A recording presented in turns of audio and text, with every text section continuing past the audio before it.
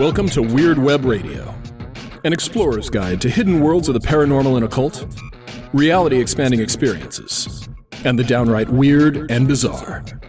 With your host, Lonnie Scott. And we are recording. Devin Hunter, welcome to Weird Web Radio, my man. It is awesome to have you here. It is so good to be here. I've listened to many of my favorite people on this show, and I am just honored to be amongst some of the really cool people you've interviewed. Thanks. And, and like I said before we hit record, as promised, you're going to be back. I would hope so. I hope so. Yeah. All right. So for anyone out there who may not by chance know who Devin is, we're going to go through his bio real quick. You can see the same bio I'm reading if you want to see it as we're going along at modernwitch.com. So it says here, Devin Hunter, San Francisco, California, is the best-selling author of the Witch Power series, which is the Witch's Book of Power, Witch's Book of Spirits, and the Witch's Book of Mysteries, all published by Llewellyn, as well as the critically acclaimed pictorial formulary. I don't know why I almost stumbled over that.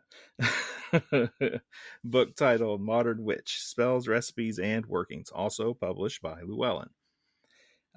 Devin's been initiated into multiple occult orders himself, a founder of the Sacred Fires tradition of witchcraft, as well as the co-founder of the Black Rose tradition of witchcraft.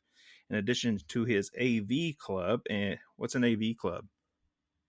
The AV Club is an organization that has been around for a while, and they do a lot of like reviewing and promoting of pop culture things. And so like the Nerdist was used to be a big deal back in the day, kids, on the internet. It was a big deal. It was they were a big hub, and they still are for certain parts of the industry, but for entertainment, it was a really big deal to get that AV Club nod. That kind of took the podcast into a whole new world. Yeah.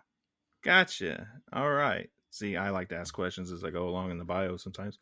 Glamour Magazine, favorited podcast, Modern Witch. Congratulations. That's awesome. Devin's been seen on television, shows like ABC's To Tell the Truth, and is expecting the release of his 5th book, which is out now, and it is beautiful, my friends. I highly recommend it just for the pictures alone, not to mention the amazing content. Crystal Magic for the Modern Witch, also available from, you guessed it, Llewellyn. So, ABC's To Tell the Truth. Yeah. I think we were flipping through TV one night, just mindless kind of evening, at home. Stopped on that show, and I go, that guy looks familiar. and we're just watching along, and they're like, one of these people is a witch. I'm like, it's him. Yep. It was me. Yeah, I was funny. The witch all along. Yeah.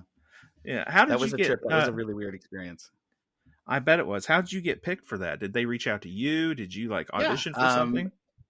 It's my mom totally, when I told her, she was like, don't join the Illuminati. Don't go to Hollywood and join the Illuminati. She was all about my mother's one of those fun people. It was actually because of the show. It was because of the podcast. And so, the producers just kind of put feelers out, and I think 2 other people that got asked to, like, cause they kind of throw a net and then see, who swims up, and the legitimacy thing was a thing for them. So they really wanted to make sure it was somebody who was a professional witch, and then that, I could reference things, and I fit the bill somehow. So that was I was down for it. The other thing too with it is that I'm a big fan of witchcraft history. But it's mostly like the boring stuff. I'm not into, like, my husband's really into like the history of occultism and the authors and it's I have really bad ADHD, so I've read all the things. I mean, at some point in my life, but the information sticks with me differently than it does. He's like an encyclopedia. So, but for me, I like the pop culture stuff. I like to know that, like, there was a witch somewhere who, was making waves, and they really just were living their lives, but they became part of culture. They became part of pop culture. Sybil Leek did that. And so Sybil Leek was the only other witch to be on the show, because the show was around in the 60s. And then it was a revamp of this show that was a popular variety show. And Okay. so it was the second season. I had seen clips of Sybil on it, but it was years and years and years and years ago. But I remembered the name, and I don't watch a terrible amount of TV. And if I do, it's like sci-fi, horror, things like that. I'm not really into like variety shows necessarily. But I get this invite and I remember the name, and then I Google it, and sure as heck, there was this thing about Sybil Leek. And then I was like, okay, yeah, we're on. It's on. And it was really, if anything, just from my like own greedy like witchiness, I did it because I wanted to follow in Sybil Leek's footsteps. I knew it would have been an honor, right? Yeah. And so I'm gonna do this. Now I get to say that I was on this television show, and the other, so I have this fun story, and Sybil was there. I showed up to do the filming, and I brought some things from Sybil with me, and I just a book, and a couple of little amulets and things that I had made prior, and I had them with me in the hotel, and I sat down and I was like, this is scary. This is going to be on, this isn't cable. This is like national television. Like there's definitely no hiding anything at this point, not that I was, but it was, it's a bigger deal. It was a lot more exposure, a lot more vulnerable in those situations. And we all know you don't know how TV's gonna portray you. Right. And so I knew that Sybil's episode was great. I knew that I could witch this hell out of it. Right. I knew that they were in general, it was a positive, fun family kind of show. So I knew my odds were good. Right. So I was like, let's do it. So I showed up and I did some work with Sybil like that morning before we left. And I had this, it was insane. It was really cool. Cassandra Peterson was there, who is Elvira. And I am the only person who knew, because the whole thing was, you go on the show, there are 3 panelists. One of them is telling the truth. The other 2 are lying. They're basically actors. And they bring random, and it's really interesting how they did it. So in my set, I was the real witch. There was a guy from Australia who was like this little blonde guy, and they just picked him out of nowhere. He's an actor. He was an extra on some shows. And then there was a guy whose real name was Harry Potter. And so the section was kind of done, was like, who's the real witch? And that was me. And then after that, it was like, who's the real Harry Potter, basically. And so it was a fun way of kind of going into the fiction, of it all, because America will have just seen a witch on their television. And so the producers were really smart with doing it. But I walk in, and there's this woman there who they have sequestered away. She's only like, they bring us all together to explain how the show's going to work. And there's multiple sections and everything. So all of the contestants, basically, we're all there. And I see this woman walk in, and she's not, she's wearing makeup. She's in a costume, but she's not Elvira. She looks like just a normal woman off the street. But I am a gay witch. I know Elvira. I know Cassandra Peterson. I am very aware. There's no hiding this from me. So I'm sitting like 3 rows ahead of her, and I just stop, and my spirit's tingling, my spidey senses are going crazy, and I look behind me, and there's Cassandra Peterson, and I just point at her, and I'm like, "Are you Cassandra Peterson?" And she just kind of like, she shook her head, and she did that Elvira wave, where she's like just her fingers. And I was like, oh my God. And then the producers immediately pulled her because she wasn't disguised enough that I could recognize her. No one else recognized her, but I did. But again, Elvira's my queen. Like I'm a horror person, right? I'm gay, like very big deal in those communities. So of course I know Cassandra Peterson. Like, are you kidding? So that was cool. And then I was really lucky to get a picture with her afterwards. And so that just like was, that was amazing. Right. So I remember being up there, and the Tom Lennon, who played Deputy Dangle, Lieutenant Dangle on Reno 911. He was the guy in the shorts. He was one of the panelists. The Darcy, I can't remember her last name, but she was on The Good Place. She played Janet on The Good Place. And then it was Alfonso. I think it was Alfonso Rivera, who was the guy who was he was on Fresh Prince of Bel-Air. He's the cousin on Fresh Prince of Bel-Air. Yeah. So I have like these celebrities, and I know all of them. I've seen all of their stuff. I love it. And there was somebody else. The whole moment is like this fried experience for me because all I remember is there's a camera in my face, right? Like that's what I remember. Like, but at one point, so something that it didn't make it in the episode. If everyone say, I believe it's like season 2, episode 2. I want to say, if you just look up professional witch, to tell the truth, it pops up. But it was a really fun segment. But what didn't make it in is that the host has his mother on as like kind of like a co-host, and she just asks. She's funny. She's a lot of comedy relief for stuff.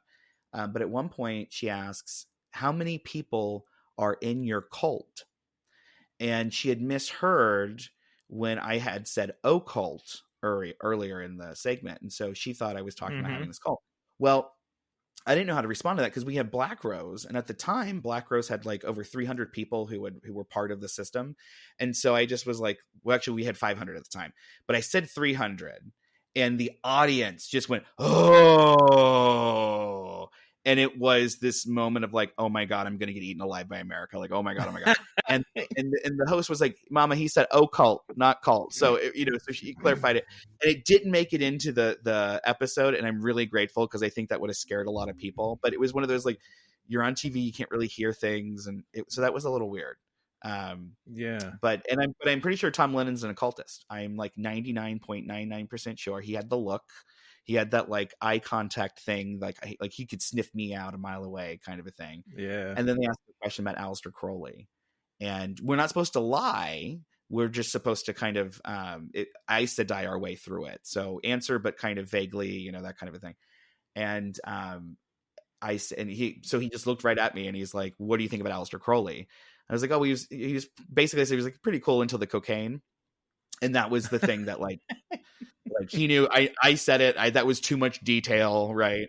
And then it was out, but he totally knew he totally knew who I was, like what I was. I should not who I was, but what I was.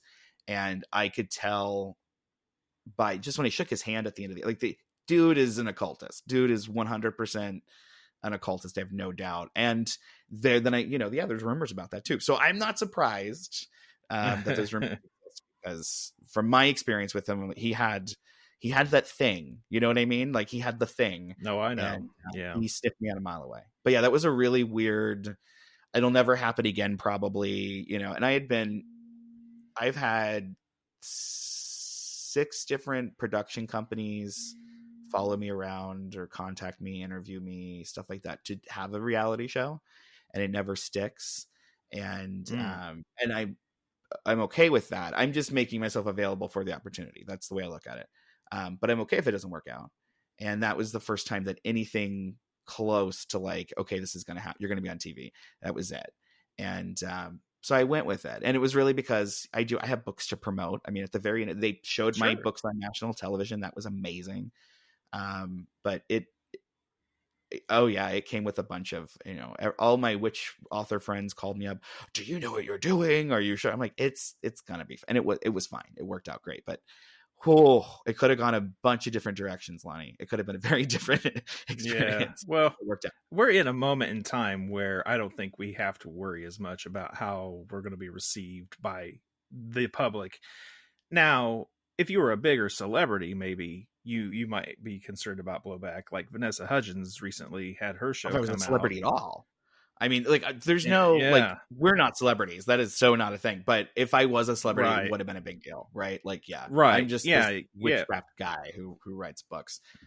Right. Yeah. No, but it was hopefully more like it drove more traffic your way. Exactly. Yeah, it worked out great, and the podcast definitely benefited. And I did get some people, contacting, trying to get me to do services and stuff for them, and I was like, that's not what I'm doing these days. But. It was because some of the stuff was like, no, friend, that is not. I am not your witch, my friend. That is not. I'm not going to do that for you. There's a lot of that kind of stuff, but in general, it was just a really positive experience, and I got to walk away. Like I said, kind of stepping in Sybil Leek's footsteps, and how cool is that? Right, and you said a few things in there actually. I think that are important, not to let them just kind of pass over.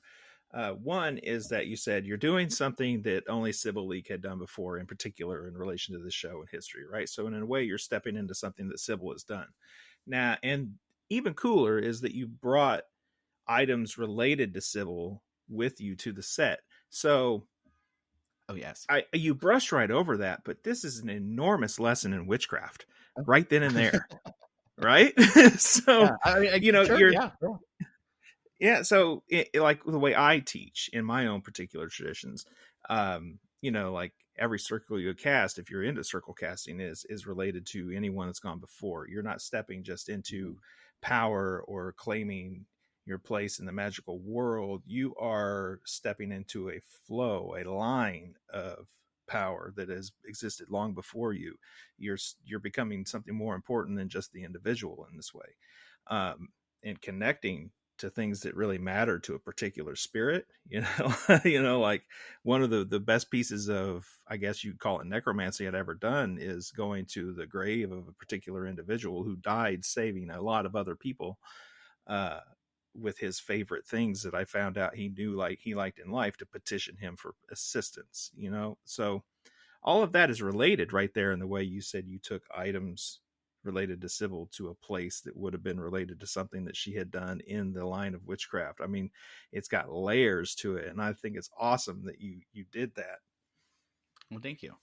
Yeah, I have so I'm a firm believer, and this became a thing when I got my first book published. I was sitting down and I was having a conversation with Scott Cunningham, in my head, at least. The spirit I was talking to is Scott Cunningham. We'll just say that.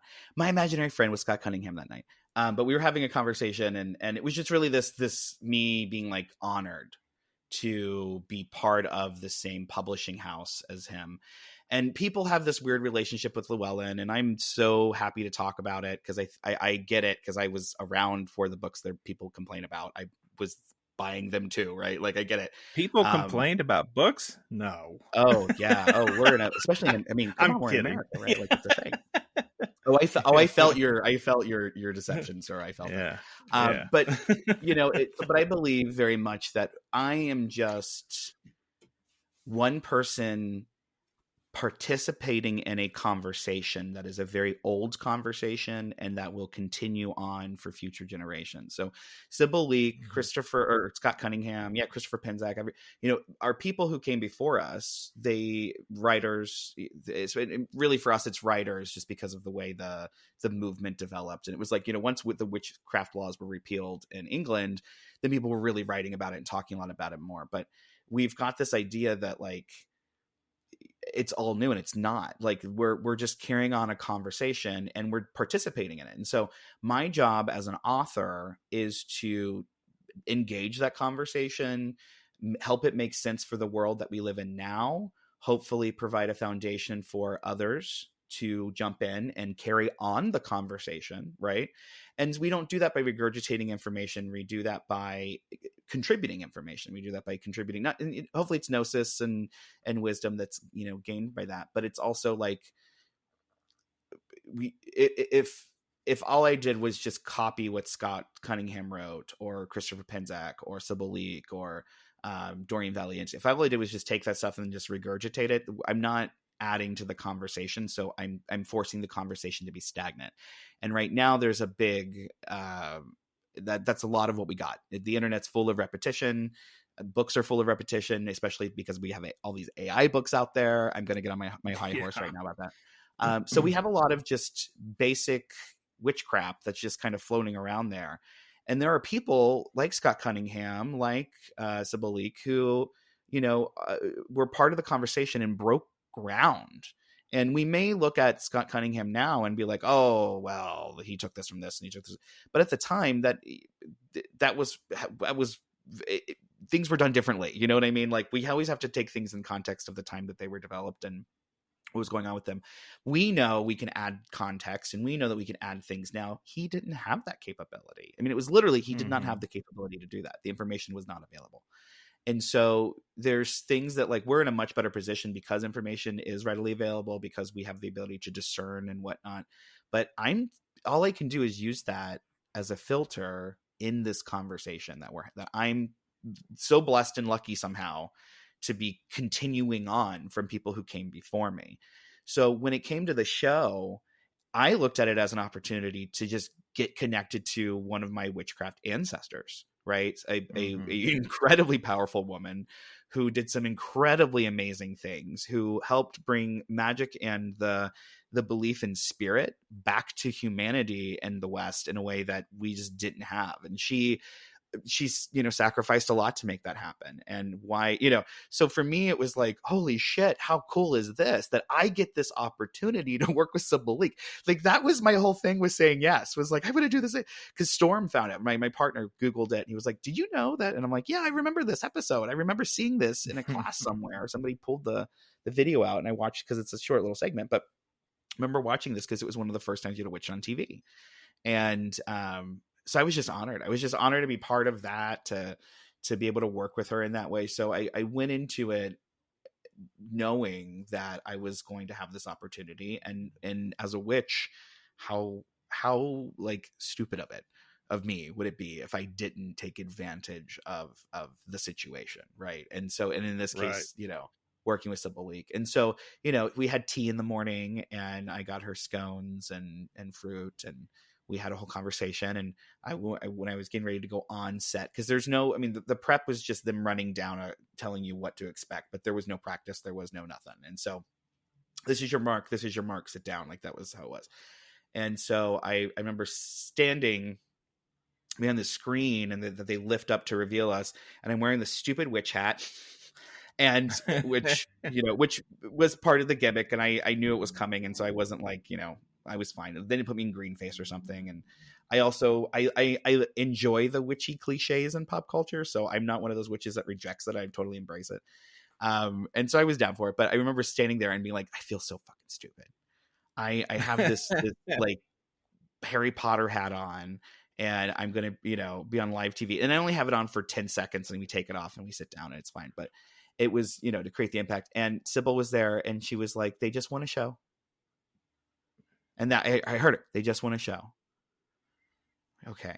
And then I go to, I get nervous, and I go to sit down, and I can feel my feet starting to do the bouncy thing, you know, and they can see this, you know, and I hear Sybil say, just take a breath, you know? And so she was there with me through that stuff, that it was, you know, so that I could not be like losing my mind on national television, you know, because sitting behind a podcast microphone is very different from being on national television. So yeah, it was a trippy experience. So I had a talisman that I made. I had 2 talismans that I made. One I left there as an offering at the end, and then one I kept with me, and that's in a special place. And yeah, and you know, ironically, like my partner ended up with my husband ended up with a very special thing that Sybil owned, and so, you know, it just kind of anchored that energy in our lives a little bit more. So I love me some Sybil Leek, and I love that I get to be part of that discussion, and I feel honored to be able to have that discussion with the general public in a way that Sybil did.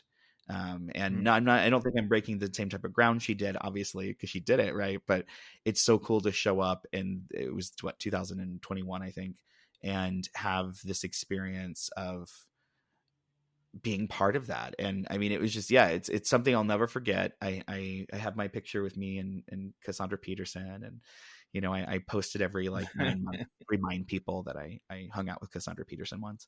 All right. To the just the bane of her agent. Her agent wanted to get the hell out of there, and I like waited. I bet. And I was like, I'm never going to get this opportunity again. I need to do it right now, you know. But it was, you know, but I have this great story, and I can't imagine anybody else going through it, only because I loved it so much. You know what I mean? Like I had such a great time. I don't know that I would do it again. Like, you know what I mean? Because it was different. It's like, you know, it was a ride. I'm glad I took it. I'm glad, you know, I loved it, but it wouldn't be for everybody. They definitely pushed us in certain ways, and I had to argue for certain things, and, you know, they were respectful, but I definitely had to be like, I'm not doing that. No, I'm sorry, ma'am. No, right. We should have talked about that before you flew me down here. Like we have, there were definitely that. I'm like, I'm not.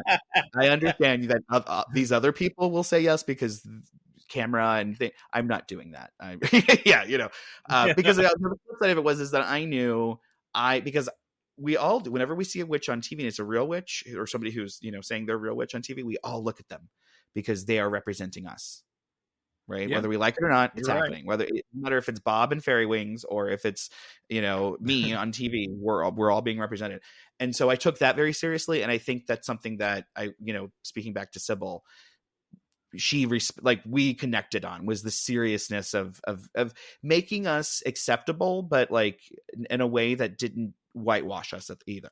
Right. And that was a really important thing. So we did that. I feel I did this successfully. I really thought the edit made me look way better than what the actual like stuff was. So thanks CBS. It was a trip. So yeah, big trip. Yeah. Well, let's go to a less cool part of your life, huh? Sure. How about that for a lead in? In the Witch's Book of Power, you talk about how you were the weird kid in the middle of Ohio. And a lot of that, I didn't go through all those experiences like you hinted at or talked about in the book necessarily. But I mean, I grew up here in a part of Illinois. It probably isn't all that different from what you grew up in Ohio. What was it like for you being that weird kid, though, there in particular? What do you feel like turned you into the outsider over time? Yeah. You know, I've been thinking about this a lot lately because I am working on a project right now that addresses just the idea of having a solitary practice and something that's rewarding to you. And when I think about my start to things, I was a medium. I was a little psychic kid. So Witchcraft came to me later on in life. It was something that I went to when I had exhausted all of my other avenues of resource, because I grew up and, you know, my father was pagan, but he was like pagan light. You know, he was an engineer. So there's certain things that he just could not science. His brain would not wrap around. But he was definitely pagan. And at least with me, my sister says something. My sister has a different story. My sister says he was Christian, and then you know, towards the end they prayed together and did all this stuff. But I never had that experience with my father. He bought me my first tarot deck and, you know, candles and all that stuff. So he was always really supportive of my witchcraft. And when I started writing, he was very supportive of it as well. He was super excited about it. Actually, it was really cool to have that. But my mother was not at all. She was the exact opposite. And the story is that like they met each other in a coven and like all these things in the 70s. And then I come along in 86 and my sister had already been born and things. And at that point, mom had become born again and dad just kind of left groups, you know, because groups are weird. So he was just doing his own thing. And so mom was spiritual. Mom is very spiritual. She's an incredibly spiritual person, but her spirituality is of course flavored by how she was raised and, you know, her culture and her environment. And there's a fear there that's kind of installed in all of us, you know, about stepping out of the bounds and doing something else spiritually. So I was always different because they kind of, they made me different. Like they made me feel different. I would have really intense dreams, like really, really intense dreams. When I was a teenager. When I was younger, I would see spirits, but like, and I mean, spirits are always everywhere for me. Like I can't separate that from my existence. Just real quick before you go on, when you say see spirits, do you mean that you physically see them as though you and I are looking at each other right now, or is it something that more produces an image in your mind? It depends. So both, totally both. Yeah. So, there were times when I was growing up especially when I remember being at the mall when I was like 13 and just starting to get hormones and everything and looking at this person who I thought was very attractive and making a comment about it to a friend of mine. And they're like, who the fuck are you talking about? I'm like, the hot guy, right? Like, what are you? And they're like, who are you? And it scared the shit out of me. Like because things were like, oh, that sounds fun. I'm like, no, it's horrifying because you think you're going insane. Like, and you don't know what's going. Like, I have a uncle who's schizophrenic, and that is a whole other thing. And there's a lot going on with that, but. With fetal alcohol syndrome and things like that, we found out later. But there like a whole lot of, he had a really rough life, and the schizophrenia, the voices, things like that were, and are hard for him, difficult for him. And he's been able to, he lives a very good life now, but when he was younger, it was a really big problem. So my mother was hyper aware when I started coming to her and talking to spirits. My mother was horrified because she's like, this is my brother all over again. And so I had to go get tested. I had to go through all that stuff. That was not something my mom was going to fuck around with, right? Like she was not doing that. And I turned out that wasn't my situation. And I was also getting information that was verifiable. And that was something that was a big sticker. So like my mom, as Christian as she is, there were things that she could not avoid. Like there's videos of me somewhere, because I remember seeing them when I was like a teenager, up in an attic somewhere. But there's videos of me like talking to the wall and having a full on conversation with the spirit and getting information, and then telling my stepdad something, and like him like being like, what the fuck oh my God, what is he? And it really just like disturbing things. Right. And so it was enough that my parents couldn't ignore it. It was enough that my parents believed me when I would say something. And as I got older, the experiences got more intense. So I went from me seeing things, and sometimes it was up, in my head. I would say 99% of the time it's in my head. There are the random occasions where I can tell, because other people experience it too, that it's not just in my head and this thing is an apparition. But apparitions in general are like super fucking rare for anybody. But especially, but it has happened. I have, especially when I was younger, those things were a definite part of my reality. And yeah, so I went through this phase because my father really wasn't around. And so I didn't have, I said my father, I was so lucky to have a pagan father. Yeah. But I only saw him like one time a summer. Like that was kind of it. Like he wasn't around. And so I was on my own a lot. And I, in the area I grew up in, there were other kids, but they were far, far away, like miles away from me. We weren't close, in proximity. So the friends I did have were close enough in age to hang out, and they were close enough in area, in the area to hang out, and they belonged to a Pentecostal church. And so I started going to church with my friends, and my mother was very pleased by this because she'd stopped going to church, but that was like her own thing. But she very much, as the matriarch of the family, wanted me to go and have a spiritual foundation. Very important to her. So I wanted to make mom happy. And I also wanted to get right with God, because I felt like when I had some of the things I'd experienced, and when I would tell certain people, they would have very negative reactions to it. And I didn't know what to do about it. So I thought I was wrong. I thought something was wrong with me. And then you start going to church and you find out about the devil and all these other things. And so I rallied against that, and I started practicing like out in the open a little bit more. And I started, and the two people who I was going to church with, I got them involved, and we all started doing spells and stuff and rituals in the woods. And then I quickly realized that, like, for me, I was having a very different experience than they were. They were having fun and kind of playing, and I was like legit talking to a spirit, and I was legit going off in the woods. And we had this really incredible moment. It was actually the night that I did my self-initiation when I was like 13. This is the thing. It is seared into my head. It makes me, whenever I doubt, is magic real? Whenever I doubt, am I on the right path? I think about when I was 13 years old, sitting with these two other guys around a fire at like 2 a.m. And the fire had died out, and we were like, well, if witchcraft is real, then let's each call upon the goddess and tell her that we need we need proof. And so, and we want the fire to light back up, because it had burned down to coals. And so we were sitting there, and we all, I invoked Diana, another one invoked Bridget, and then the other one invoked Hecate. We were 13, don't judge. And so everyone, they do their invocation, and they ask for things, and nothing happens. And I finally am like, all right, Diana, like, this is it. Like, if I don't get evidence and proof, like, then I'm done with this. And I remember breathing for a couple minutes, for like maybe 2 minutes, and trying to focus on it. Nothing was happening. And I like put my hands up in the air, and then I slapped them on my thighs, like out of it, like I give up. And the second I did that, the fire went whoosh, and the whole thing went like, I can't explain it. There wasn't fuel. I don't understand. They take off running. I almost pee myself, right? I'm like, oh my God, this is, and I can feel like things are watching me all of a sudden, and I have attention, like things are giving me attention. And it was the same thing the other guys felt, but they made them run away. I didn't, I stayed.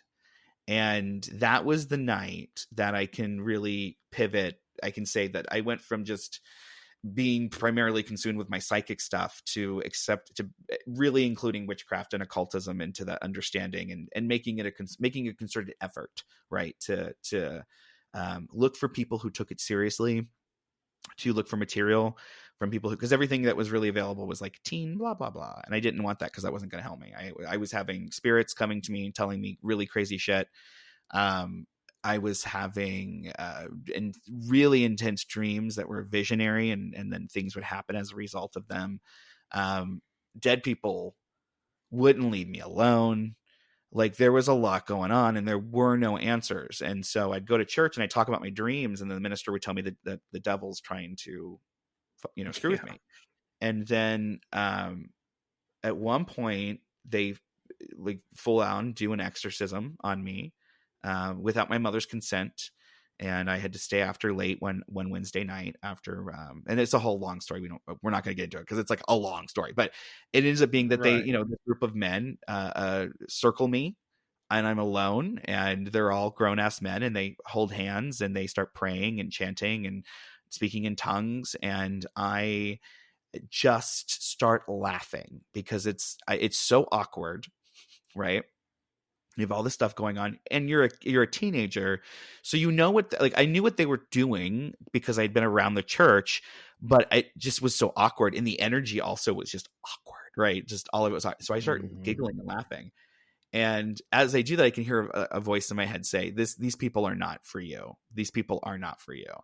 And they are looking at me like this kid who we're performing an exorcism on is laughing at us. And so, of course, it's just confirming to them that like this is a whole thing. And it was a really, it was traumatizing in the perspective of like, oh, they could do this to somebody else and they're not going to have like the goddess of witches like in their head telling them it's going to be okay. You know what I mean? Like this could really fuck somebody up. Like there's no question about it. And, the minister gave me a ride home, and he was very like nice-ish, but I found out like the next day that I was excommunicated. I was not allowed on the church property. I would be arrested, or they would call the police on me if I showed up, and all from this weird exorcism experience. They thought I was infecting the youth group. So I lost all my friends. I had my friends from school that I'd be able to, see when I was at school for those couple of months out of the, for that time during the year. But if you live in a rural community, there's actually a lot of time off for farming and things that happen. And so like, I just didn't have that. So I had like marching band and things. And that was where I threw, because that was extra time. It was extra things I could do. And music is a really wonderful tool when you are a psychic. And you are figuring out energy and things like music theory, all of it's really get an instrument. Like if you have a psychic kid, give them an instrument. It'll really help. It'll very, very, very, very much help them. And so I had that, and I had those things. And so I was semi-normal from that perspective of that, I did 7 years of marching band starting in like 7th grade. I started marching band. I was very active in all of the honor bands and, all that kind of stuff. But at home, it was spiritual chaos. I mean, there was a lot going on, and it was really clear to because everybody else was concerned with like losing their virginity and can you use a Ziploc bag as a condom and like stuff like that. And I am having, really intense spiritual things going on that nobody could possibly understand. And, there were a couple of friends who dabbled, now and then, but I'm definitely the only one that like stayed with it. We'll put it that way after it. And that was it. It was like, I came to witchcraft looking for answers, and I found them. Thankfully, I found tools to protect myself. I found resources on how to just work with my psychic abilities, like from a non-religious standpoint. Holy crap. So all of those things were so important and helpful. And I stayed because while I was learning those things and developing it, I was having these experiences. Diana and I, I say Diana, but I try to make it really clear in my books that it's she's the witch queen. She's that divine polarity in all things and all magic. And so Hecate is I'm not conflating them historically. I'm conflating them energetically. We'll put it that way. So energetically, they share a resonance, a currents. They are the witch queen, right? And so I have that spirit that's been with me since I was a little boy. I am a goddess guy, like through and through.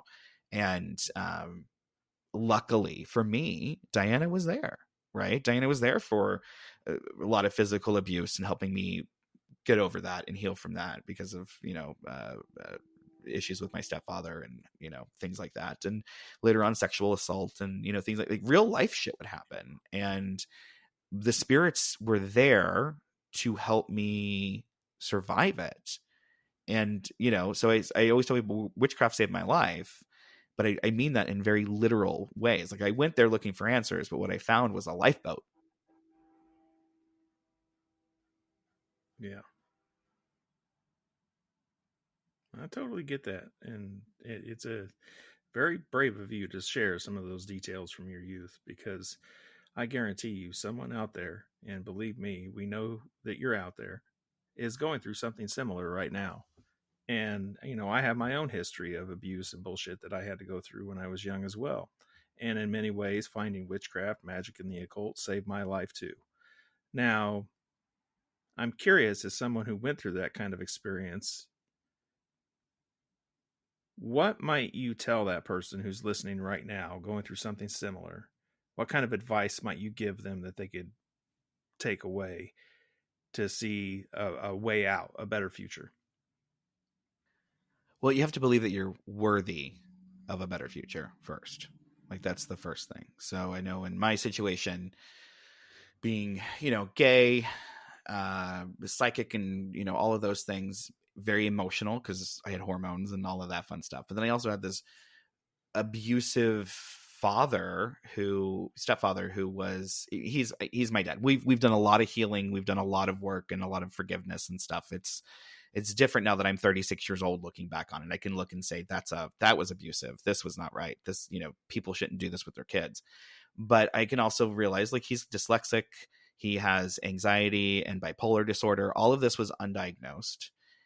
We didn't find out until years later when he goes to the VA and is able to get diagnosed. And so I can take all those skills now and all that awareness now and apply it to look back on my, my childhood or even my, my early adulthood when I was sexually assaulted. And I can say, okay, hindsight's 2020, but in the moment you don't know. In the moment you don't know that hindsight is 2020 because you're feeling all of it, right? And when I think back on the most disempowering aspects of it, it's like it wasn't the physical, it wasn't being hit, right? It wasn't being punched, it wasn't being thrown into walls, and all that's horrifying for people to like. My partner, I love my husbands because they didn't have that life growing up. They had very normal, like good, decent lives growing up, and I didn't. And my mother's a saint. I'm a mama's boy through and through, all that stuff. But when I talk about my abuse, it's not hurtful to me. It's just a fact of my existence, and I think to pretend like it doesn't exist is bullshit. Especially because, and especially in the States, physical abuse, child abuse is a really common thing. And spare the rod, spoil the child. Our parents grew up that way. Those things all come out and manifest in our lives as well. And so I inherited that. I inherited that lifestyle. I grew up in that. And I had a father with mental disabilities, and we didn't know. And so take all those things into consideration. It's like, well, how did that affect me? What was going on in my head in the moment? And what it was is I believed I wasn't worthy. There was a part of me who believed that this was always going to be this way. Like especially when you're a teenager or you're in your adolescence and you're being physically abused by your parent, it's the sense that it's always going to be this way. I'm never going to be free. Well, that's bullshit. And it's bullshit for a lot of reasons, but in the moment you have to believe that you're worth it. You're worth peace. You don't deserve to be hit. You deserve more. And it took a long time. There's actually a moment, the last physical altercation that my stepfather and I had ended with, and it was bad. It was like the worst one. We broke a toilet. Like, it was bad. And Yeah. it was bad. It was really bad. Like, yeah. And he came home the next day and he was mortified because he had cooled down and walked away and had come out of his depression swing and realized, oh shit, I just hurt my kid. Like, and at that point, it is what it is, and all the things, but you can't undo the damage and you can't take back the hurt and all those things. And so he comes to apologize, and he'd never done that before. So something had clicked, and I realized it was that at the end of our altercation, I looked at him and I said, does hitting a teenager make you feel like a man?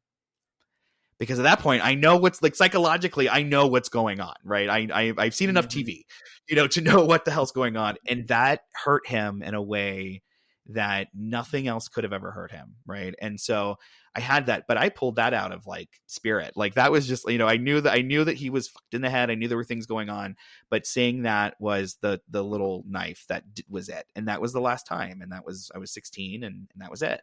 And I was also, I gave it back to him for the first time too, in that experience. But I should have never had to go through it. But I grew up in this way where, I was fearful of him. I was fearful of the people I went to school with because I was obviously gay. They knew before I did. I had, everyone seems so much more interested. Like, in my life, I look like at other guys and I'm like, everyone is so much more interested in sex than I am. Like, at a young age, I didn't care. I just wanted to deal with my spirit stuff. And even like when I was a stripper for a minute, and I really was this thing of like, this means more to you people than it does to me. Like, the way, like, me being half naked on a table means more to you than it does to me, because I am not here for that. I am here to do these other things. I just need to pay for my cap and gown, right? Or whatever And so there was this, I'm a survivor. I'm a fighter. I'm a Christina Aguilera song. I'm all of those things. And that's part of what makes me. And in my experience, I'm really grateful that I have the ability to look back now and comprehend what was going on. And I can forgive. Can never forget. I mean, and it still comes up, and there's things that I'm still like, no, you can't pretend like this didn't happen, because that's bullshit.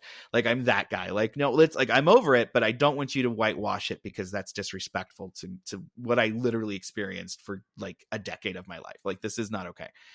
So those things I don't allow to pass by. I don't allow a whitewashing of the bad things in my life, but I'm also not going to pretend as though they aren't real because they make somebody else uncomfortable. Guess what? They were uncomfortable. I didn't ask for those things. And when we don't talk about them, then we are disrespecting the very reality that there are kids who are being physically abused, that a lot of adults, I can't remember the statistics, it's disgustingly high, experienced physical abuse as children, like, who are alive right now. And then we talk about sexual assault, and it's people are like, oh my God, you're a guy talking about being raped. Yeah, it sucked.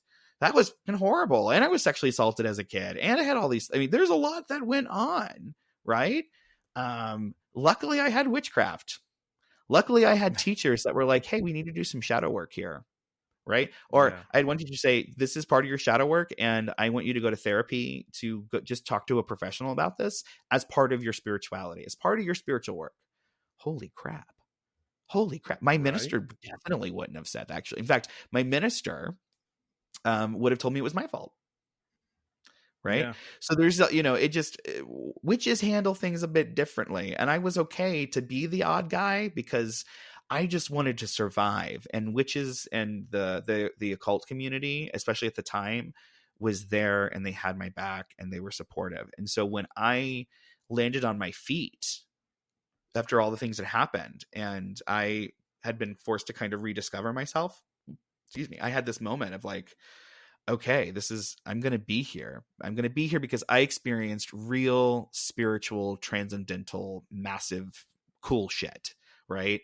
So I'm going to be here for me, but I'm going to be here for somebody else because I went through this stuff and I didn't have answers. It took a long time to get the answers I needed. and I'm going to give those to people so they don't have to go through 10 years of this or whatever.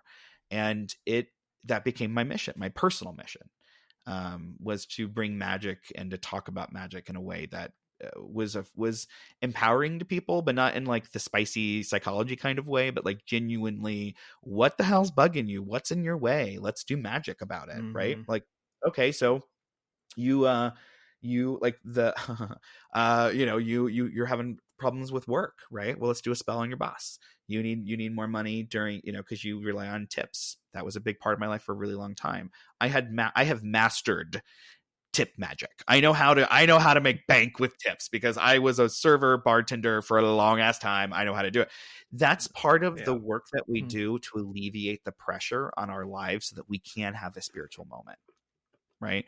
When we can't pay our bills and we can't take care of our kids and we can't take care of our responsibilities, and we have stress and things that block us from being able to connect with spirit.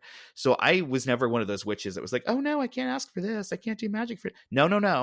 Like, I want to do work. I want to go spend time with spirit. How am I going to do this if I can't pay my bills? Because I have to, and I have to work 3 extra jobs, right?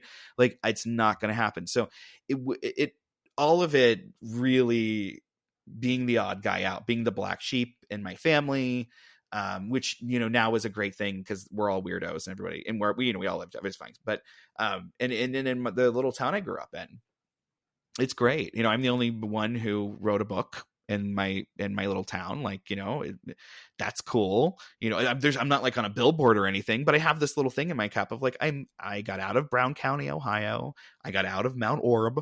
Right. It was a horrible Mount Orb. Let's just talk. It's a biblical name, right? It's a weird biblical name for this obscure. So, but that represents the community there. Very Christian, very Pentecostal, very, with a little bit of Southern Baptist, and a lot of things were in my way energetically. A lot of lessons that were counterproductive to my path were there. A lot of things I had to move away from, and witchcraft allowed me to do that. So I didn't mind being the weird guy. I didn't mind being that person because I knew it wasn't going to stay. But I to answer your question, because I'm talking in circles now, that's fine. I would the thing that I would have needed is to know it gets better, and it gets better because you can make it better, and you don't always have control. Like, I couldn't control my stepfather who was abusive, no, but I could bring things to a close. I could bring things to an end. I could find my out. And I did find my out, right? And I did find those things. And so it's hard. And sometimes that out is you got to call the police. Sometimes you got to do that. I never did that. And I kind of wish I would have, at one, looking back on it, things like that. And it's just having faith in yourself, because all of those moments strip that away from you. And that's what I would tell little Devin, is just have faith in yourself that you're gonna make it through, and you have the ability to change this. And it's not going to be like, I'm not going to change them. I can change this, and that's different. And that's hard. And that was a hard lesson. But in retrospect, that's I think what I squeeze the most out of that stuff. And that's what I tell people, is have faith in yourself, believe in yourself, invest in yourself energetically enough that you're going to change the shit that's in your way. And if I did it at 13, if I did it at 16, if I did it at 19, you can do it too. And that isn't because it's so easy to do. It's because I've just done it. So I know it's possible. That's it. It's not a judgment or a criticism. I just know that it's possible. And chances are you don't, because you've had a world telling you that it isn't. Yeah, powerful stuff. Thank you so much for being open, and honest and raw about that, because a lot of people probably need to hear it. And I'm hoping that this entire segment right here is helping some folks out there start the process of taking power into their own hands and changing things. You did talk about something more fun. You tips and working for tips and whatnot. I was a bartender and a bar manager. I worked at a nightclub, sports bar and stuff for a very long time. So you and I have that in common. Let's help some people out there that I guarantee are in those jobs right now. Let's help them make some more money. What's a actionable step you can give them? Let's do it. Okay, so I find that because tipping stuff needs to be, I think it should be approached in 2 different ways. you should have a constant spell working that's like a money jar, honey jar kind of a thing that makes you, that first of all attracts that energy your way, like that fast cash energy your way. Mm-hmm. And just keep it going. Burn a candle on that sucker when you get off your shift, just to say, you know, thank you, reload it, you know, that kind of a thing. I think that's really important. Then there's the like in the moment, you got to get stuff done kind of thing. And there's a couple of ways to approach this. Because, you know, if it's a matter of, is there steady clientele coming in? That's a big thing, because if you don't have the people coming in, who's going to tip you, you know, so that can be a problem. And you can't do anything about that for you, but you can do something about that for the restaurant or the bar. Right. And so there's things like floor washes. I started taking a little mist bottle with me, so that when things were running slow, like clientele wise, I would go through and I'd mist the doorway with attraction stuff. So it was usually like, I had little chunks of pyrite in there and citrine and what else? It was in like it was orange water, rose water. I had the chunks of citrine in there, and then I would suspend. And if you can get mint water, mint's really good because mint like proliferates so quickly. And so it's really good, and people enjoy mint unless you have an allergy. But so it's a friendly scent, and it goes really well with a bunch of other stuff. So I like to use hydrosols, because a hydrosol is, for people who don't know, when they make essential oils, often they're using a steam process to release the oil, and the water that is shed in that process, they can bottle up, and they sell as rose water or orange blossom water or whatever. Well, you can take those, and they have really, like, they're sterile, and mostly, you know, it depends on the company, but they're easy to carry. They're easy. They're not going to like go bad on you. And you can use those in sprays and mists. And so you can work with the properties of those herbs or that plant without covering yourself in essential oil and stinking. Instead, it just is kind of like a nice little fluffy kind of thing, scent wise. So I would do that all the time. And then, you know, patchouli's a big one just in folk magic for money drawing and things like that. So yeah, it depends on what was going on and what I had access to. And anyway, I had a little mist, and I'd mist the doorway. I would mist my uniform, my apron, because I worked at a place where we had these big ass aprons we had to walk around in, and I'd mist that every night. Before I'd start my shift, and the idea being that my customers would find me pleasing, not just, oh, you did a good job, but that when I was around, they got a boost. They felt enlivened, and I wasn't giving them any of my energy. I was just bouncing positivity. Right. And the truth of the matter is, when you're at a restaurant, you're getting food, or you're at a bar, it isn't about the service, it's or the server, it's about you having an experience. And so my thing was, is this person angry? Are they not, did the food come out late, whatever? Then I'm going to do some illusion magic to give them the sense that things are okay, and that it's all, that they are being taken care of, even though I have no fucking control over what's going on in the kitchen or no control over, their last experience or whatever. And so, those sort of things to give them that. And then the other thing that I think is really important, I will say, because often we are at the whims and mercies of our managers to give us shifts and things like that. And so if you are struggling to get shifts, so again, it's an opportunity, you're not getting the opportunity to make money, take your boss's business card, put it in your shoe, and walk on it, and do that for a couple of days, then go back and ask for more shifts. Yeah. It's good stuff. All good stuff. And I'm going to give you folks some practical advice too. Yeah. One of the first things I would do when I'd go on shift is I'd, log into the drawer, count down the money, get ready to rock, and grab $1 if I didn't think one of them was nasty enough already, and fuck it up. And I mean, fuck it up. And anytime I would give change back that had ones, that $1 would be on top. And 9 times out of 10, they'd hand it right back to you as the tip. And I'd swap out a good bill for the bad one in the drawer, and it just worked out all night long. Eventually somebody would keep it. And then I make sure to remember who they are, because their next drink they're going to pay with that $1. So that was always good for another $20-$30 in a night. That's a real good practical tip. I had a sigil created for years that when I would come in at night, I would write it down on a slip of paper and I'd put it in my tip cup. And I made it a point to take the small little tip cup that they used communally for the bar, especially when we got into the sports bar era and got away from the nightclub, and I'd use bigger containers, because $100 in a big container doesn't look like a lot. $100 in a small one has money coming out the top, and no one seems to think they need to tip you after that. Just small little things like that. And then, and then there are things like Jason Miller's Financial Sorcery. I know it's still out there. You could go grab that and work with some of the glyphs and things that he's used. I still have on the back of one of my business cards, I'll show you since you can see it, glyphs put into one of my tarot client business card. That's the front, and the back I have specific glyphs carved into it, and that goes with me everywhere. So I love Jason Miller. I love his work. Right. Anyone that listens to this show knows that I'm a Jason Miller evangelist. So Jason Miller, because he's legit. Like they're like, right. I mean, he is fucking legit. Like, and I take it, like, there are a few people who I take classes from, and he's one of them. Right. Like I go and I take, he's very nice. He lets me like kind of, do it quietly, but I take his classes. I find them to be inspiring. And he's one of the, there's a handful of occultists who, when I get into a bind, I go to, and I'm like, hey, can you help me make sense of this? Or, and he's one of them, and he's been so kind and supportive. And he wrote the foreword to my third book. And, that was a dream. When I first started teaching, I had a student come to me and said, do you know who Jason Miller is?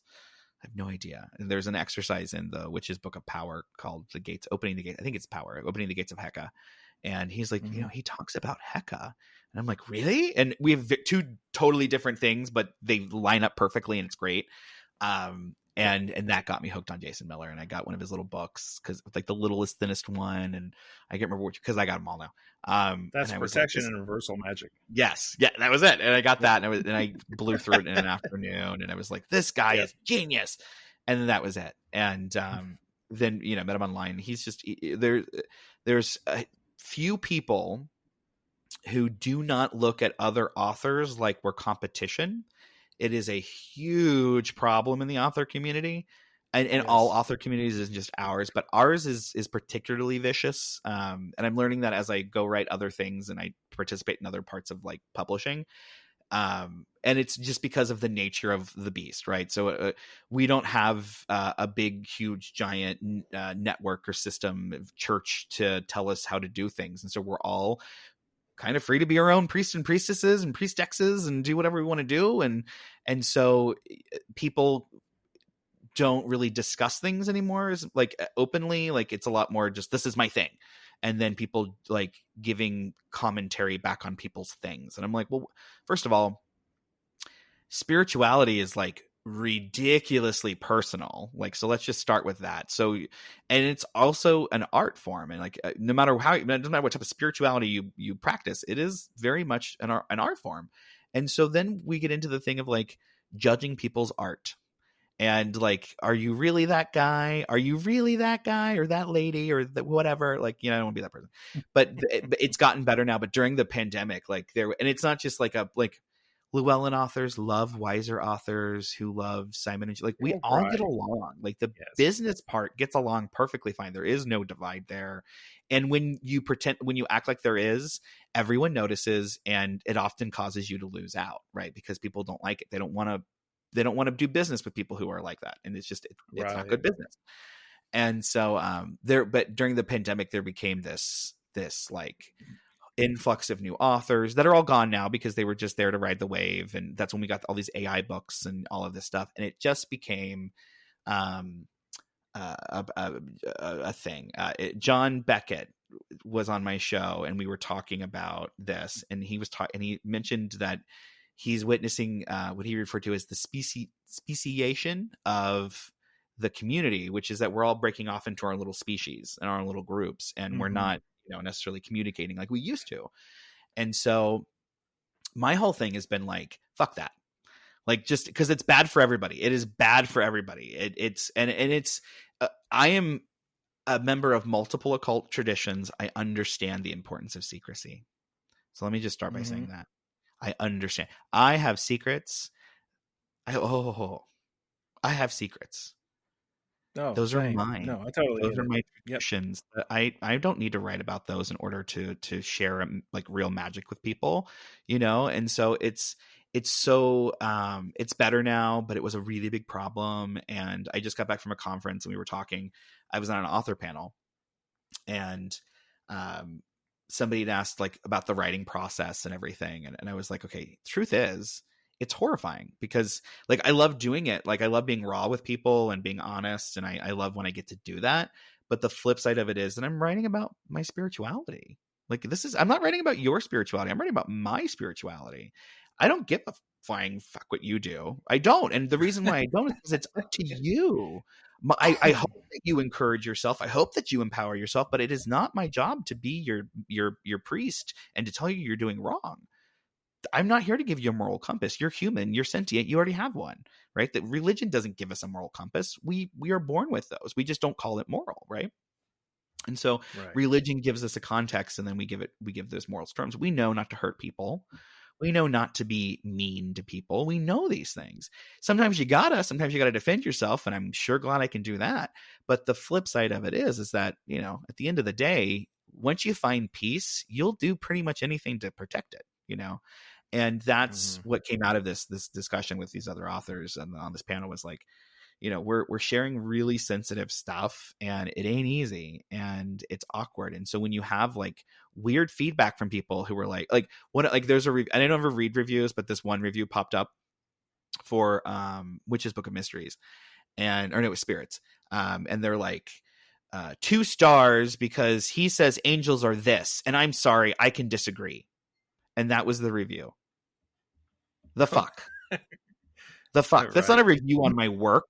That is you disagreeing with a point that I had, that I make in my book, that it really, at the end of the day, whatever. But it's just those things of like, you don't get that. Like if you were to review something in fiction, it's literally like, oh, the prose were good. And oh, the author was da da da. Witchcraft, the community is, we eat our own. And it's been really hard to see it go down for years and years and years. What I'm grateful about, though, is that there's this generation of authors who were not having it.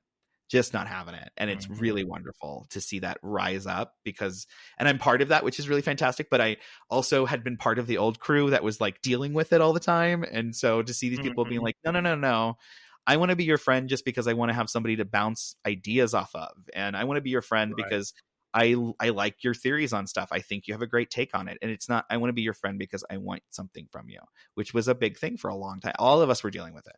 And those people have seemed to kind of weeded themselves out. That energy is not as prolific. And so now I would say since the pandemic started to shift back to, or I can say back to anything, but shift into the new reality, and the witchcraft bubble has kind of burst, we're getting back to these like heart-centered discussions. We're getting back to these like what's the real magic here? And we also have this influx of new people, which is awesome. And so I think we're in a really good place. I think it's a really exciting time. But we're definitely dealing with witchcraft, like social witchcraft 6.0. Like it's a very different world these days, and how we move forward, I think is going to be the challenge. But I just want it to be heart-centered. And that's the only thing that I can challenge myself with all of this, is to say, whatever comes, just try to approach it from the heart. And 20-year-old Devin would not have said that. 20-year-old Devin would have been like, defend yourself, like go through it. Don't trust no one, and 36-year-old Devin's like, if I don't start trusting people, who's going to start? It's like this weird, it's a very different, just a different life I have now. So I love witchcraft because it's always growing, and my witchcraft is always growing. And so when I get to write about it, it's a blessing. You're not wrong. That especially the changes over time. I mean, 20-year-old Devin, 20-year-old Lonnie, for that matter, we're pretty embattled people dealing with some scars. I mean, we weren't quite the 9 of Wands yet, right?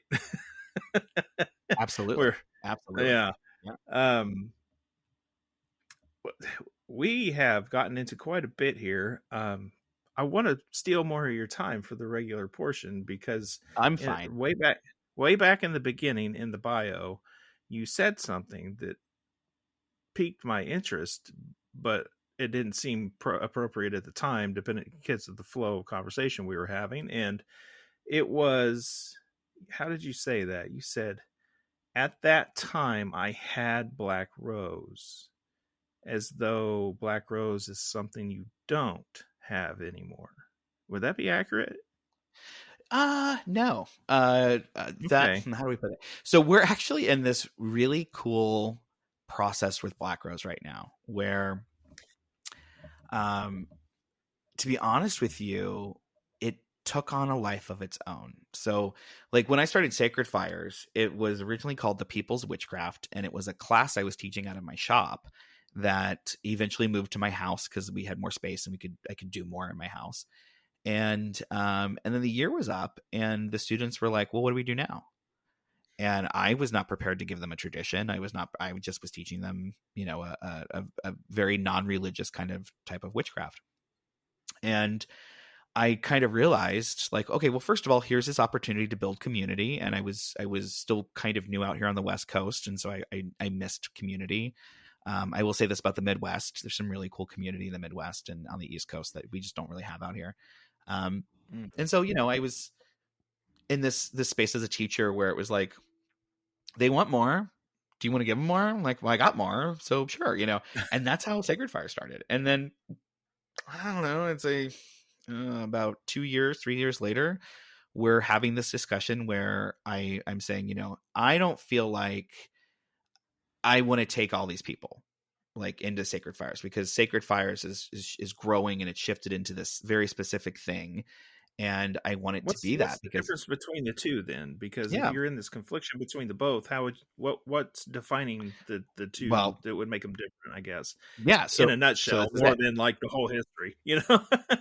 Yeah. And so this is it. So, in Sacred Fires, all of my entire witchcraft revolves around mediumship, and working with spirits. And I also, because I was a professional medium for a very long time, and I can tell you that as a medium, there are much different expectations in the psychic world than there are in the witchcraft world.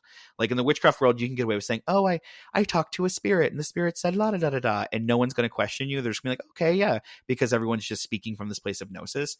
I can't do that as a medium. I will get called out on that and I will be shamed. You know what I mean? Like, I have to give details. I have to help people. Like, that's the game. The standards that I got personally as a psychic and that allowed me to have a successful psychic career for as long as I had are the bedrock of Sacred Fires. So there are tasks that I want people in my tradition to do and to be able to achieve that most people can't do. And that's not me being a dick. That is just the way things float. They just don't have that thing. And so it really became clear that, because I was finding the people who could. And so it became very clear that we were gathering around this mystery. We were gathering around this thing, and it was time to explore it more, but in a very serious way. And we can't do that with everybody. The flip side of this is that there's a need to teach from me and my readers, the people who listen to my show, and they want material, they want to learn, and so Black Rose was that. Black Rose was our ability. Storm Fairywolf and Chaz Bogan, we all got together and we said, hey, Storm teaches this really intense ecstatic tradition that isn't for everybody, but everybody wants to be part of. Like, it seems, because especially fairy tradition is very like electric, and once people see it, they want it. But it's not for everybody. And so he needed a place where he could still teach, but for not necessarily people who were going to be a fit for his tradition. And we were both in that place. And so we created Black Rose as a result of that. We wanted to be able to give the things that people like. They were attracted to fairy because of the power, right? The ecstatic energy, the stuff that was there. People are attracted to Sacred Fires because we work with spirits in the way that we do. And we're as psychic as we are.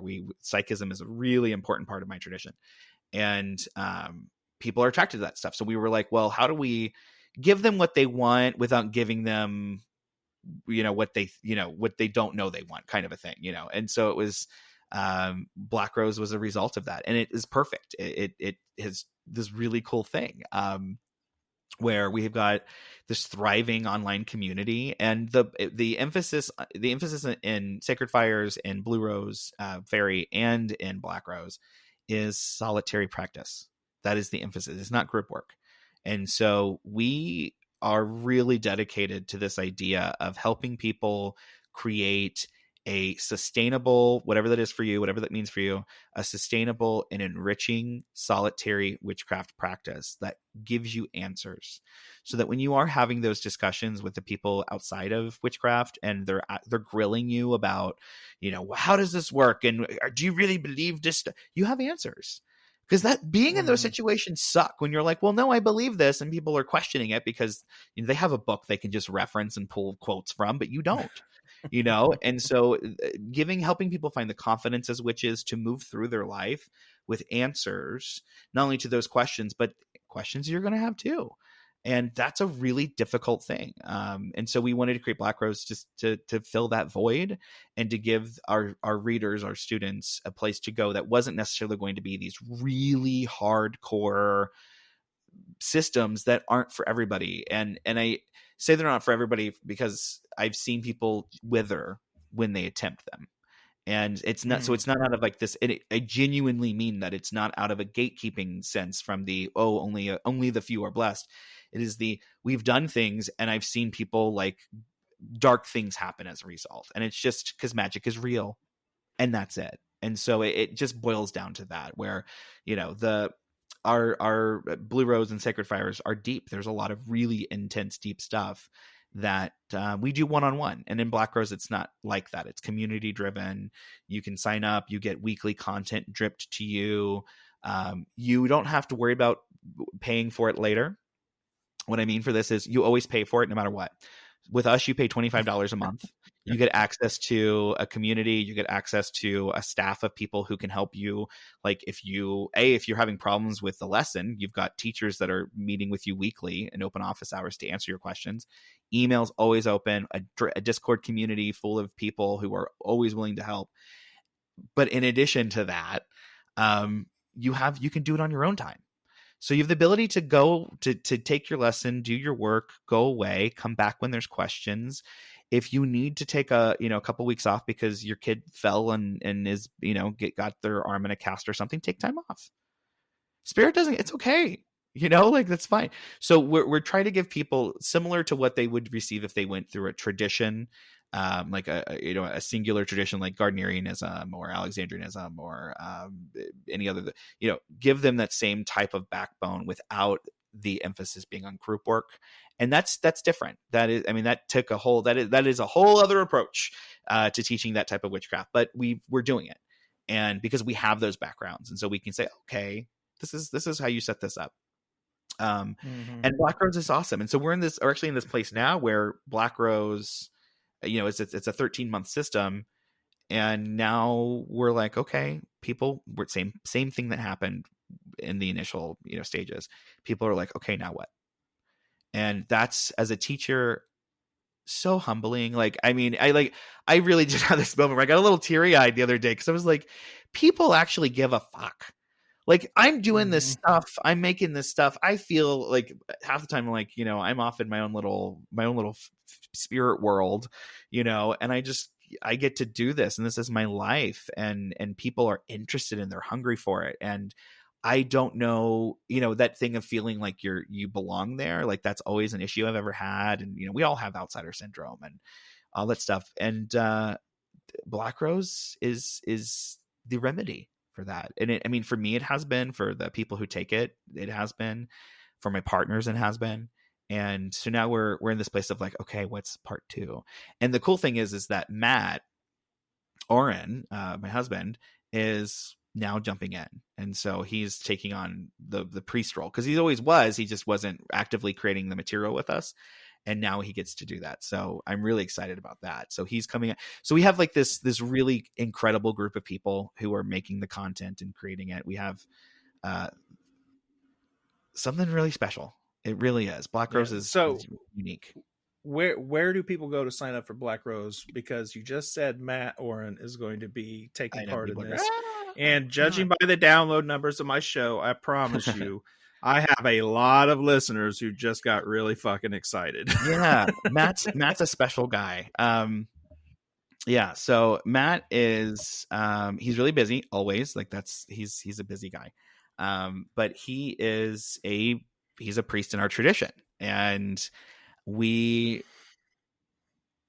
with this expansion of the material that's coming up, especially with what we're going to be diving into, it's very much perfect for Matt and Matt's work. And so it made sense, obviously, but it was also like, once you're you're autonomous. We don't have a hierarchy in the way that other groups do and things like that. I just think that for us and for what we're doing, that would not be healthy. It would breed a lot of bad behavior, I think. And so, because I see it happen another way, I've been part of those groups where it's become a bad thing. So we have we're very autonomous in our tradition. And it's one of those things where, just because we, like Storm and I and Chaz were the founders originally, the whole point was always that it's a living tradition. And so now we get to watch it grow. And so, yeah, Matt's coming on, and you just go to blackrosewitchcraft.com or just go to modernwitch.com and you can find your links to the university, and we're all there. And you can start at your own pace. And, and if you've been part of Black Rose, if there's people who are listening, you've been part of Black Rose, we're also doing a facelift on the level 1. So there's going to be some more material added. The Book of Shadows is getting revamped, which is going to be really cool. And you get all that, like, just as part of being the community, I mean, all of the expansions, all of the bonus, all of it, that's just part of our community. So it's awesome. And yeah, just go to modernwitch.com. You can find it there. Or just blackrosewitch.com, and it'll all take you to the same place. And then Matt will be a much bigger part of level 2. Yeah. It's very exciting. Cool. There's a lot of really cool stuff. Yeah. Yeah, that's really cool. All right. Boy, this has been a lot of fun, and you are definitely going to have to come back, because this has been an amazing and great conversation. It's been wonderful getting to know you, Devin. Is there anything that I didn't bring up, maybe I should have, or you wanted to talk about that you want to insert here? I would just tell people, definitely check out modernwitch.com. That's the home of all the things. So I try to do my best that if there's a new project, I'm a very project oriented guy. And so I put my new stuff up there, and it's radically different. One thing from the next is different. And I try to keep it spicy and fun and interesting. Our big thing right now is our newsletter. So creating the newsletter, because social media has gotten really weird for everybody. And we also don't know, you don't always see stuff. And so if you're part of the newsletter, then you get to see stuff. And so we're building up the newsletter right now. And I would encourage people to honestly check that out, because you are going to get stuff from Matt. You are going to get stuff from me. You are going to get free downloads. And like it's a good newsletter, and it's not an annoying one. You're not going to, it's like a once a month at the most, kind of a thing. And it's good stuff that goes in it. And so we're telling people to really do that, because we do events. So this started, I was doing pagan events before the pandemic, and in person and organizing them. And it's a big part of my life. I love putting on a festival. I love that. It's a fun thing. And so when the pandemic happened, we switched over to online, and we started doing online conferences, and that has been awesome. And we will continue to do them. But I am looking forward to physical things happening again in the near future, hopefully. And sure. The way to keep up to date on all that is the newsletter. So the conferences we put on are kind of awesome. This weekend coming up is horticulture, which I know probably it'll come out after that probably, but we hold one every year called horticulture, where it's all about celebrating green magic in all of its forms. This year we're focusing on plant spirits and familiars. Next year it's going to be houseplants. Working with magical houseplants, because I have a book coming out called Houseplant Horticulture that'll be out in the springtime, and that's all about developing a magical relationship with your houseplants. And it is witchy as fuck, let me tell you, because I wrote it. So I wasn't gonna let it just be like, oh, here's a fellow dinner. No, I was like, okay, let's talk about bringing the spirit of nature into your home, and blah, blah. It's really cool stuff is in there, and it's a really fun book. So I'm a houseplant.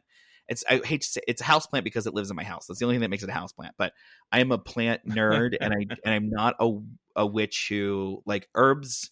They're fun, but I feel like I was herbed out as a kid, and I grew up in rural Ohio where we had to grow our own food and stuff. So I don't get excited necessarily by the seasonal shit. I also live in California. We have 2 seasons. That's it. So it's not, what attracts me are the weirder things. And I also like being part of conservation. So like there's begonias and things that are going extinct. I have a philodendron that's almost extinct, and being able to raise them, propagate them, give them to other breeders, all of that's just this beautiful thing. And I get to write about it and have this great community, horticulture, where we get together once a year and do all this stuff. So it's really cool. And then we have the official Witches Sabbat. You just go to witchessabbat.com and it's there. And that's awesome. I do that with Laura Tempest Sakharov, Storm, Fairy Wolf, and then Matt. We all put it on together. And that has been one of the most life-changing things that I've added to my life. I mean, just every year is something new, and it's really cool. So that has big things ahead for it. We're amping up for big, giant, beautiful things, and I'm really excited about it. That's awesome. So just the newsletter, folks, because there's so much. But the newsletter. Where's the newsletter at? Where the modernwitch.com. Where do they get it? it? Sign right up. Awesome. There you go. Yeah, okay. Yeah. Yeah. So is modernwitch.com kind of your central hub for everything? That's the hub. Yep. Smart move, my man. That's what I'm building weirdwebradio.com into. Yep. Yep. Get everything right. Yeah. One place. That's right. Okay. Well, I think that's a good place to stop the regular portion. Like I said, the door is wide open for you, Devin. You're welcome back anytime you want. And if you don't ask to be back soon, I'll start begging. Oh, no, seriously, just email me. We'll set it up. Seriously. All right. Anytime. I love great when I get to talk to people and actually have a heart-centered conversation. I think it's really important. So any opportunity to do that right now, I'm dedicated to. So just hit me up. Awesome. Fantastic. All right. And of course, everyone, I think you got it by now. Go to modernwitch.com, sign up for all the things, check out all the available courses. Please do go to Llewellyn.com, Amazon.com, if that's what you got, or even better, go to your local New Age witch metaphysical type store and request the books if they don't have them. Devin's provided excellent resources for all kinds of ways that you can enter the world of witchcraft, build on your own power, explore the mysteries. It's a lot of very unique approaches at times, and I give it all my very highest personal recommendation. Nobody's paying me to say it. That's a promise. So, are you saying John didn't clear? No, I'm sorry, man, and you didn't send enough zeros. I believe it. All right. If you folks, well, first of all, thank you for being here and listening. Thank you, Devin, again. Thank you again for your time. If you guys want to hear the rest of this conversation, if you've not heard this before, whether you have or not, it's always the same. You're going to have to go to patreon.com/weirdwebradio or go to weirdwebradio.com and click join the membership to become part of all of that wonderful experience and family. There's a ton of content there waiting for you, and pretty soon there's going to be more, including Devin Hunter. So, thanks for listening, and stay weird out there, my friends. And now, it is bonus audio time. Devin Hunter, are you ready? I was born ready. He was born ready. Okay. So, I believe it. First question here is always the same for first-time visit. What famous person's resting place do you most want to visit, and why? Ooh. Oh my goodness. Do you want to hear how they just answered that question? What famous person's resting place would you most like to visit? That and many others, including what they think about the afterlife, what they may or may not do in cemeteries, what are their traditions and magical practices that have to do with the dead, folklore that surrounds their homes, and so much more, available for only $5. $5 a month. Even if I make more than one episode in a month, it's still just $5 a month at patreon.com/weirdwebradio, or go to weirdwebradio.com and click join the membership. You can find me on Instagram at weirdwebradio. You can find me on Facebook as Weird Web Radio, or come join the new, fun, and exciting Weird Web Radio Facebook group. Thank you again for being here. Stay weird out there, my friends.